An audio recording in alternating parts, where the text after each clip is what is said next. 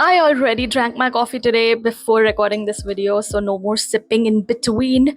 Hi guys, I'm Shivani. Welcome back to my series, The DIY Nail Guide, where I show you how to do your own nails at home. From nail care to nail art, we are covering everything. Full disclosure, I'm not a professional, but I've been doing my own nails at home for over 8 years now, and I'm just here to share all the tips, tricks, and little lessons I've picked up along the way. So, yeah, let's get started. In episode 1, I shared 5 easy tips to instantly make your nails look prettier. One of those tips was about shaping your nails. So, today's episode is all about that. This is episode 2, how to trim and shape your nails. Let's look at all the tools you'll need first of all. Number 1 is a nail cutter, number 2 is a nail file, and number 3 is a pen. I've divided the video in 2 parts. First, we are looking at trimming, and then part 2 is about filing and shaping your nails. Start by using a pen to mark where you want to trim your nails. This helps you visualize the shape and avoid overcutting. Now, trim slightly less than what you think you need. That way, you can make adjustments to the nail shape and length while filing. And for today's video, I'm trimming my nails a bit shorter than usual just because I wanted to record this video and show you how it's done. So yes, I kind of sacrificed my nail length just for y'all. Now first, I trim my nails along the marks I made with the pen. Second, I also trim the sides to reduce filing time. Now this part is optional and depends a lot on your nail type. For example, my mom has like really thin and weak nails which are like much easier and quicker to shape than mine. So this step can be skipped for her nails. Now let's come to part 2, which is shaping your nails. Now there are a lot of different nail files available in the market. There are metal files, glass files, emery boards as well. Now I'm using a glass nail file because it's gentle on your nails and is really the best kind of file for natural nails in my opinion. I've been using a glass nail file for like years and I have never turned back to metal files or emery boards.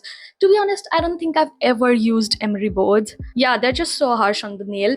Now this one is from my own brand, E-Nail Diaries. It's made from high quality check glass and lasts for years.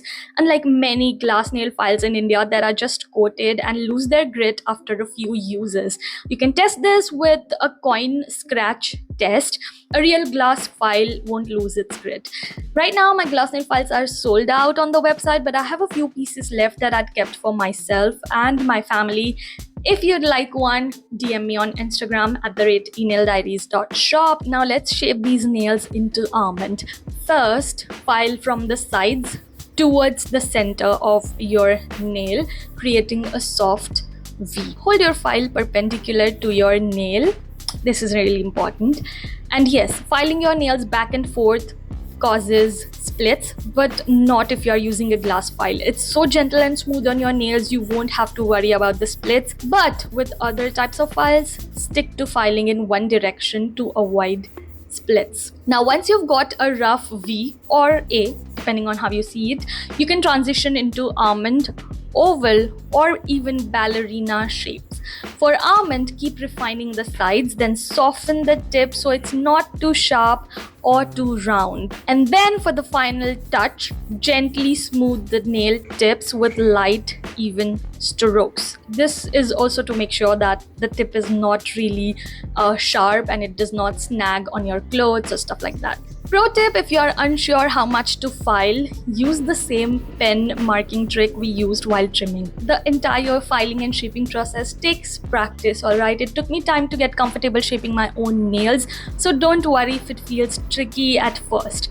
After shaping all my nails, here's what they look like. Notice that not all my nail beds or smile lines are identical, and that's completely fine. Focus on creating a balanced overall look, not perfection. Just make sure all your nails look the same length, and that's what we are aiming for, like I mentioned in the previous episode of the DIY nail guide. Also, your pinky nail does not have to be the same size as the rest of your nails.